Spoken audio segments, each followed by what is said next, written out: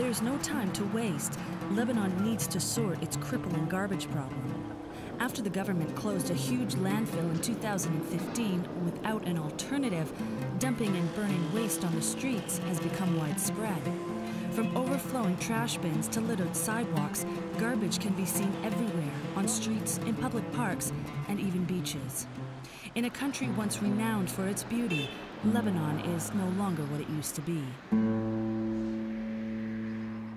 We're here at a garbage dump in the town of Sidon, just south of Beirut. Many of Lebanon's garbage dumps are along its beautiful coastline. The problem being, with the garbage not being adequately dealt with over the last few years, it's mounting and much of it is ending up in the sea. Wind, rain, and climbing garbage piles leads to garbage falling into the water. Local fishermen whose boats sit just below a garbage dump say they have also witnessed trucks dumping the trash directly into the sea.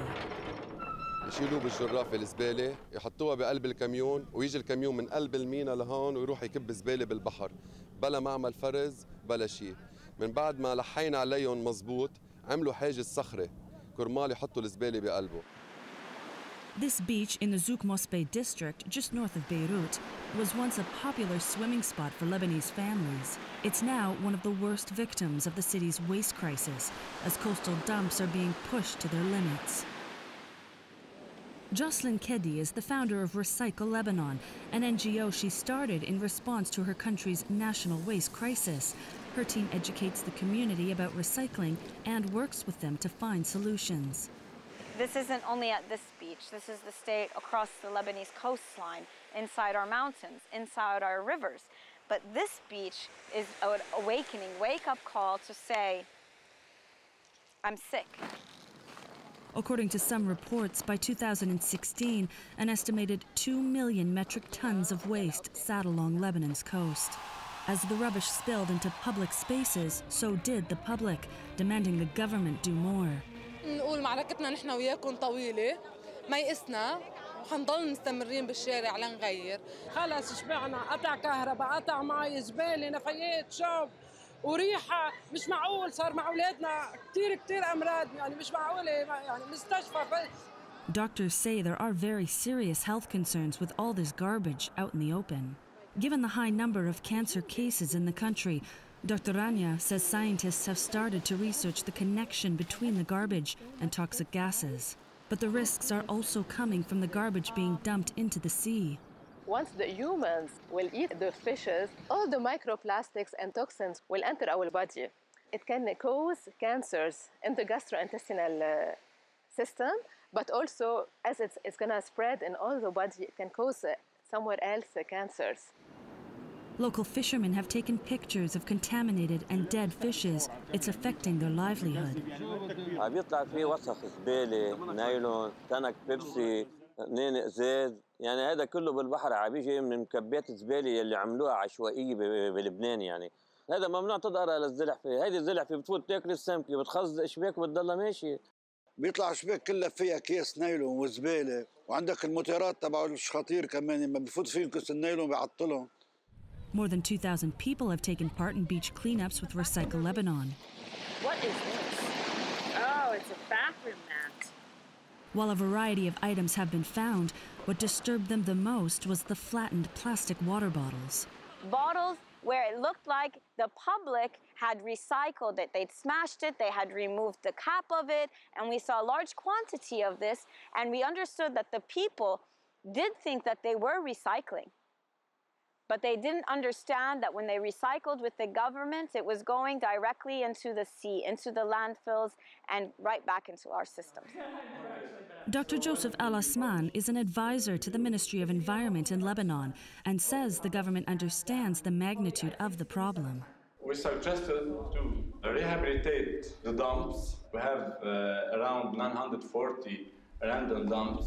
The garbage that are in the dumps, they can be diverted to maybe some landfills, or maybe they can be recycled.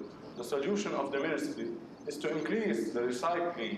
So we have two main factories for recycling. So we asked them to develop them, and the government accepted this. Such a project would require at least $20 million urgently, and a further $55 million to keep it going, he says. Money the government may not want to allocate due to the country's struggling economy. To make things worse, Lebanon's centralized waste management recycling system has very little sorting capacities. Therefore, the government has decentralized the process, leaving it up to the individual municipalities and local citizens to set up their own initiatives. Recycling in Lebanon has largely been left to the NGOs and civil society groups, and nowhere is that more apparent than here at Recycle Beirut. Here we have paper, here we have metal, we have different kinds of plastics. There is a hard plastic. This is cardboard. Cardboard is different than paper. The glass here the aluminium, here the cans, here the tin. If you want to solve the garbage crisis, you need to start with recycling. Asim Kazak is the CEO of Recycle Beirut, a local business that collects recyclables from households, businesses, universities, and anywhere else, really, across the city. He says the government has no recycling system. The government is collecting everything, they compress them. And when you compress stuff together, so it's very hard to separate them again, you know? So, of course, they go to somewhere that is, I hope, the landfill. Asim says this has led to more and more people signing up to Recycle Beirut daily, such as Neda, who frequently drops off bottles from the school where she works. Since the government is not doing anything, I found Recycle Beirut on the website because you walk around Lebanon and you see everybody throwing garbage and nobody's recycling. And the people are not being taught. They're not aware of how dangerous it is for us not to recycle. Recycle Beirut collects and sorts each item separately and then sells the raw materials to individuals or companies who reuse it to manufacture new products. One such manufacturer is Waste Studio. And it fits perfectly in the... Waste Studio takes expired advertising banners and turns them into stylish fashion accessories. To reuse advertising banners, leftovers of boat covers, leftovers of seat belts. We reuse also bicycle and car and truck inner tubing. It's reducing a lot from the landfill and reducing a lot for the environment because the advertising banners are not even recyclable.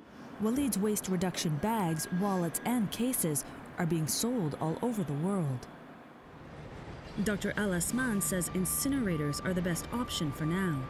In fact, the incinerators, especially in the saturated areas like Beirut, like Tripoli, are in need because we don't have enough areas to manage our garbage. So we need to decrease the volume and the mass of these garbages.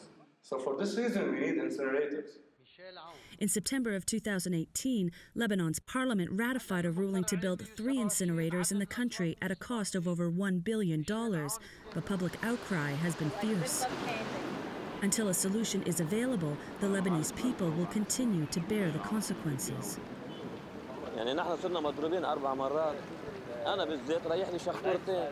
بيجي بيقولوا لك إيه بكرة حيجي الإغاثة بنعود عليكم. بيتصوروا بفلوا. Lebanon's garbage crisis is threatening the entire Mediterranean environment and putting the country at risk of violating the 1995 Barcelona Convention aimed at protecting the marine environment and coastal region of the sea. We are under obligation inside the Barcelona Convention with the Paris Climate Act. We are inside the Lebanese environmental laws. And we're still dumping waste directly into the sea, and we are still drafting a law from the Ministry of Energy that's going to give licensing to incinerators so that they can create energy and take it off. I mean, it's madness. Also at risk is the country's reputation. Once considered the Paris of the Middle East for its elegance, style, and beauty, Lebanon is now on the verge of being considered the world's largest dumping ground for its public garbage, smell, and pollution.